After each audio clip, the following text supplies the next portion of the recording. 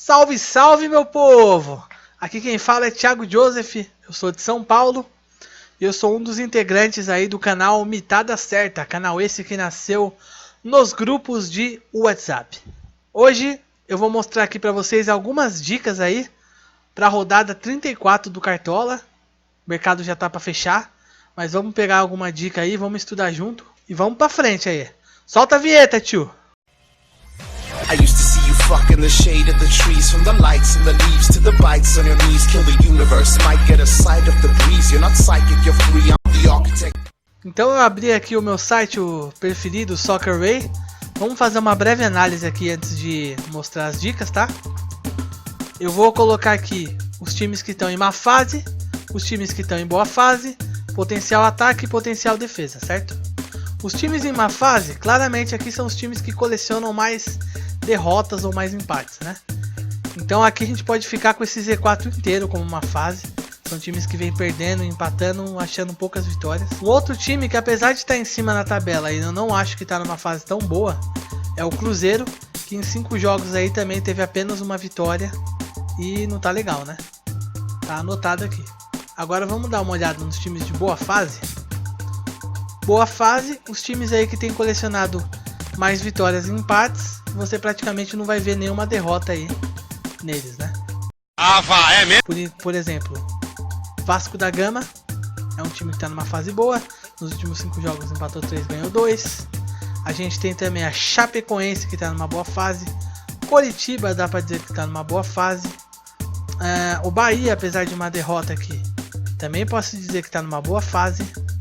E também, apesar de uma derrota, a gente pode dizer que o São Paulo também está numa fase bem razoável aí, que trouxe 3 vitórias e empatou o jogo com a Chapecoense aí, quase ganhou, mas está numa boa fase. Vamos pôr a galera na lista então. Lembrando aí que eu costumo colocar a lista aqui mais ou menos nos que tem maior probabilidade de vitória, tá? Vocês podem ver que o Coritiba ali está em cima, é porque o Coritiba, por exemplo, ele pega aí a Ponte Preta, que é um dos piores visitantes.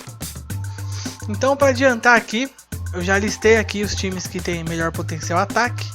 Não vou me prolongar muito, mas eu tenho uma tabelinha aqui, ó, que ela mostra aqui como os times têm ido nos 3 últimos jogos em casa e nos 3 últimos jogos fora. Então a gente vai pegar, por exemplo, aqui o Bahia, que é o primeiro da lista, né? O Bahia é mandante. Se a gente colocar aqui os que mais têm marcado gol em casa, a gente descobre que o Bahia marcou 6 gols, é o melhor marcador de gols em casa nos 3 últimos jogos como mandante. E se a gente procurar aqui pelo Atlético Mineiro fora de casa, a gente vê que apesar de ele ter feito bastante gols fora de casa, 5 gols, ele também abriu bastante aí as pernas e tomou 5 gols. Ou seja, o Bahia é um potencial ataque contra um time de defesa triste, né? Ou seja, o Bahia se torna um time de potencial ataque, potencial para fazer gols. Nossos meias e atacantes com certeza vai ter alguém do Bahia, saca? Vamos pegar outro exemplo aqui, o Corinthians. Colocando a lista aqui, o mesmo esquema dos que mais fizeram gol em casa, a gente vê que o Corinthians está lá, entre os maiores mandantes que marcaram gol nos últimos 3 jogos, sem nenhuma derrota, 2 vitórias e 1 empate. Se a gente buscar o Avaí fora de casa, a gente vê aí que ele tomou 6 gols fora de casa. Ou seja, a gente está pegando um time que tem força em casa, tem marcado muitos gols, contra um time que tem sofrido muitos gols fora. Então aí, a partir daí vocês entendem a ideia dessa lista aqui. Lembrando que Sport e Vasco tá com ponto de exclamação, por quê? São times que têm potencial de ataque, porém pegam times que têm uma defesa razoável, tá? Agora vamos para o potencial de defesa. Para o potencial de defesa, a gente vai começar aqui em casa, vendo os times que menos tomaram um gol em casa. Aqui ó, gols contra. O time que menos tomou gol em casa aqui, dos que vão jogar, você pode ver que é o Curitiba, tomou só um gol. Bahia, tomou só um gol. Vasco da Gama, tomou só 2 gols. Chapecoense, tomou só 2 gols. Só que a gente tem que fazer o contraponto também. Por exemplo, quem a Chapecoense vai pegar? O Santos. O Santos é um bom marcador fora? A gente põe a tabelinha aqui e a gente percebe que o Santos, ó, ele marcou 3 gols, não tem sido um tão bom marcador fora. Então a Chapecoense pode ser uma boa potencial de defesa, sacaram?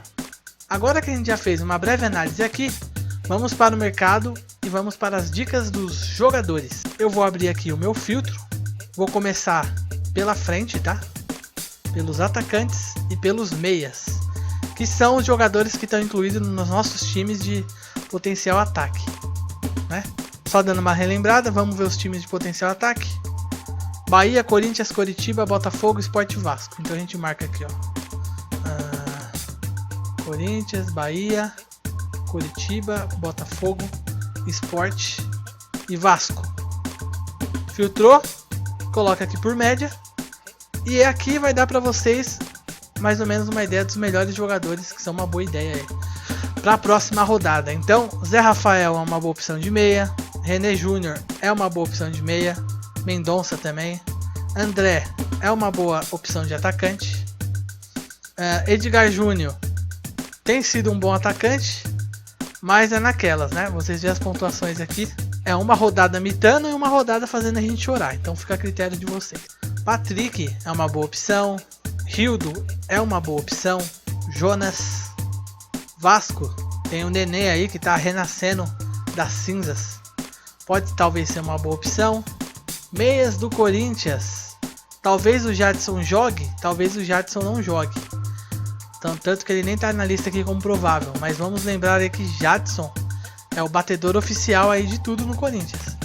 Então se o Jadson não for jogar, a gente escala o Rodriguinho, que é uma boa, mas se ele for jogar, vamos de Jadson, vamos dar uma chance pro cara, que ele imita, ele tem chance de imitar aí. Agora vamos para os times com potencial de defesa. Vamos marcar aqui primeiro goleiro e zagueiro, tá legal? Deixa o lateral por último, que vai ter um truque. E vamos ver aqui os potenciais de defesa. Corinthians, Coritiba, Bahia, Sport e Vasco. Joia? Mesmo esquema, coloca aqui sequência de média e logo aparece de cara aqui Balbuena. Balbuena, boa opção, não precisa, dispensa comentários. Goleiro Wilson, desvalorizado e tem tudo para mitar aí com a Ponte, que vai vir para cima metendo bola até amanhã. É um time que a gente sabe que não marca muitos gols, como a gente viu lá na tabela. Um time inclusive que está em má fase. Para quem não quiser ir de Balbuena, pode ir de Pablo. O Werley também, muito boa opção, o menino tem jogado muito. Tem zagueiros do Bahia aqui também, que são uma boa opção. Thiago, que apesar de desvalorizado, né?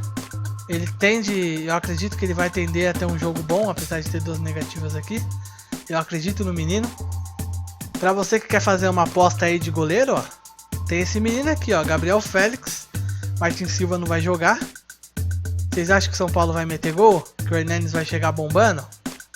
Lá na tabela lá mostra que São Paulo não tem marcado muito gol fora, hein? Marcou só 2 gols, ou foi 1, nos últimos 3 jogos. Talvez o Gabriel Félix pode dar uma mitada aí e aparecer do nada aí. Menino que tem poucos jogos. Agora vamos para os laterais. Qual que é o lance do lateral, meu povo? O lateral é um cara que joga atrás, óbvio. Além de ele ter a questão do SG, ele é o cara que pode dar uma mitada e fazer uma assistência ao gol lá na frente. Então lateral a gente vai buscar de um time que tenha tanto potencial de ataque quanto potencial de defesa. Sacaram? Que aí vai ser no caso o mesmo critério que a gente vai escolher para escalar o nosso técnico daqui a pouco. Os times aí que, segundo a análise, tem tudo para ser tão bem no ataque quanto na defesa nessa rodada é o Corinthians, o Coritiba e o Bahia. Vamos lá. Logo aqui no topo da lista quem aparece? Thiago Carleto. Thiago Carleto, esse menino que deu uma mitada ali do nada. E olha, ele só negativou uma vez. Precisa de falar alguma coisa? Tem aqui o Guilherme Arana, que é um bom lateral, mas eu não recomendo escalar, porque ele está muito valorizado. No futuro vamos dar dicas sobre valorização também. Ele pode ser um desastre, apesar disso daqui não parecer. Nas tabelas lá dos algoritmos, ele tem chance de perder muita cartoleta. Então eu prefiro ir de Fagner. Lateral do Bahia eu não costumo escalar, porque não acho tão bons esses laterais, com todo respeito. E é isso aí. Agora a gente vai aproveitar. Agora a gente vai aproveitar esses mesmos times que a gente acha que tem como mitar em todas as áreas para escalar o técnico. Porque afinal o técnico a gente vai querer apostar nos times aí que tem mais potencial de brilhar nessa rodada, certo? Que são esses 3 técnicos: Carpegiani, Fábio Carilli e Marcelo Oliveira. Eu vou deixar aí na descrição essa parte aqui desse texto, tá? Para vocês poderem escalar com mais calma. Pensa com carinho em escalar caras pensando nisso daqui, ó. Tá joia? E é isso aí. Não esqueça de curtir nossa página, de acessar o nosso canal no YouTube. Se inscreve aí. E se prepara aí que domingo vai ter gameplay, hein? Aqui tem notícia, tem dicas de cartola, tem gameplay. E tem muita coisa legal aí bacana pra gente. Um abraço aí, falou!